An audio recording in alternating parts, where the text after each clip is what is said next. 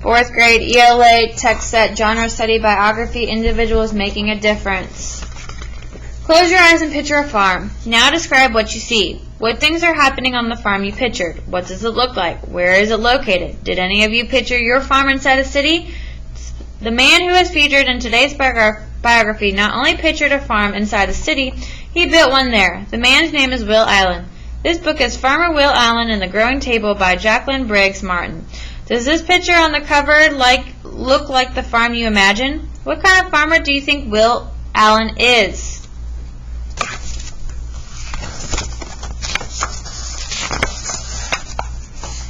Farmer Will Allen is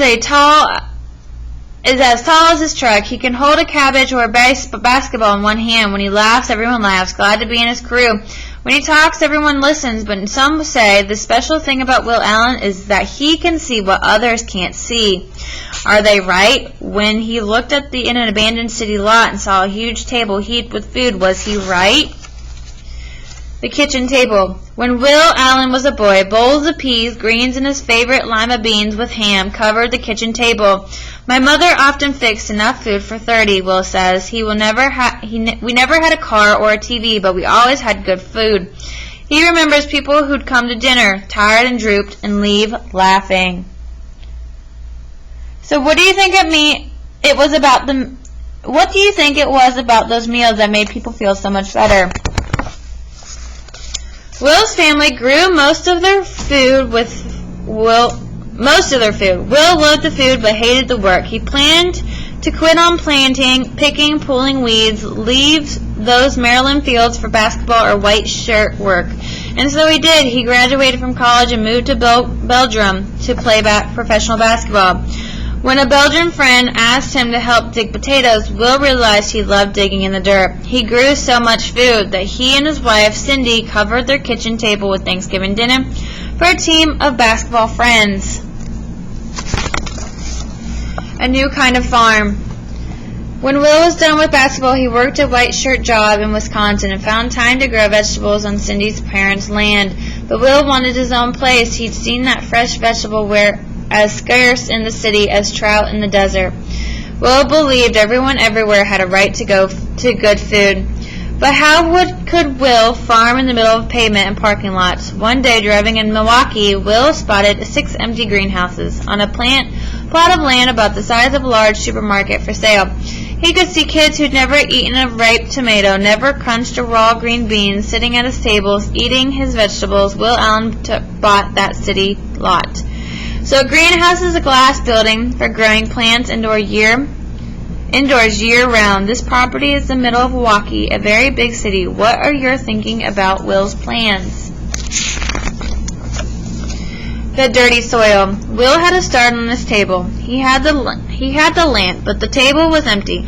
The problem was Will's soil, dirty, with chemicals and pollution. He had no money for machines to dig out the bad soil for truckloads of good soil. What to do?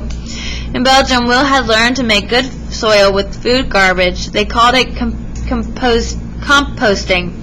But he needed lots of garbage. He asked his friends to save food waste, apple piles to old zucchinis.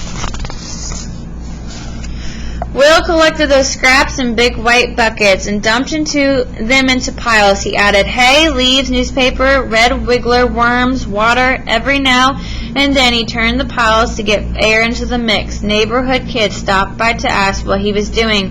Will told them about the piles and the red wiggler worms that would help the garbage become compost. The kids came back day after day to help.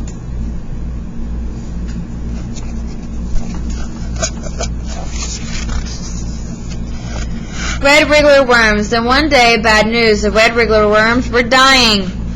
Will and the kids studied worms for 5 years. They learned not to feed the worms too much, and they discovered the best menu for red wrigglers. No hot peppers, onions, and garlic. Lots of watermelon rinds, sweet potato scraps, molasses. Since then, the squirmy crew has stayed hard at work.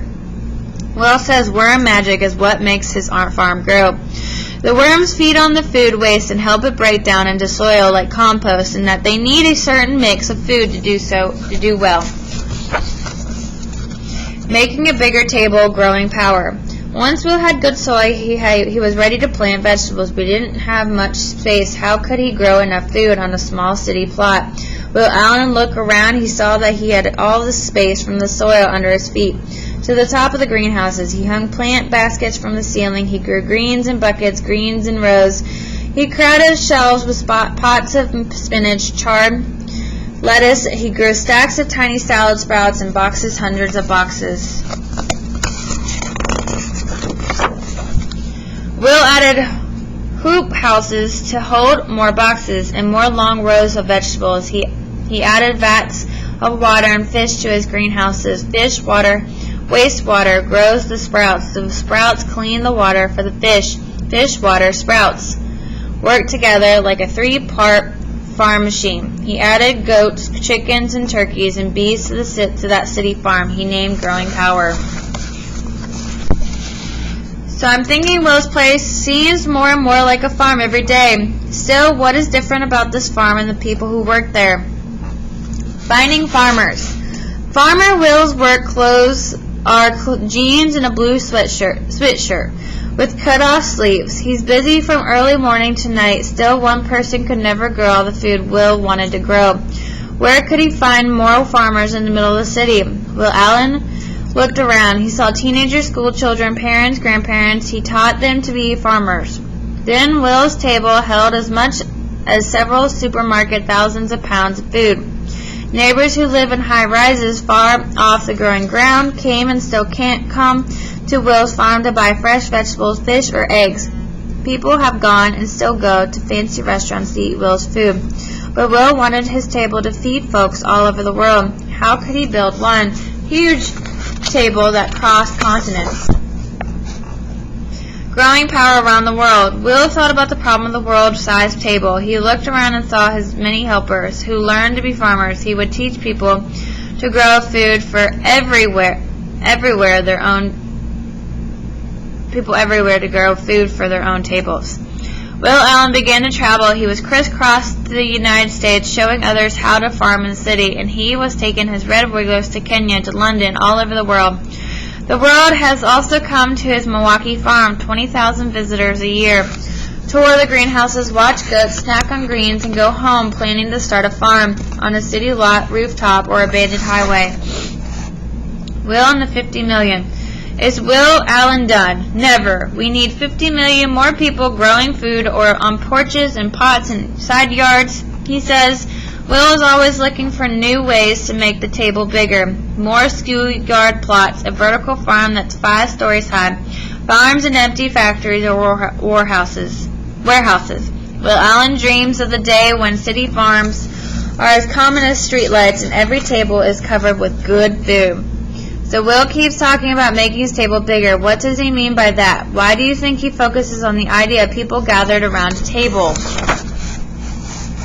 Your table. Will Allen can see what others can't see. When he sees kids, he sees farmers. Will you be on Will Allen's crew? Will you grow vegetables for your family, your neighbors, on your porch or roof or yard? How big will your table be? So what do you think of Will Allen's questions? Can kids everywhere really be farmers?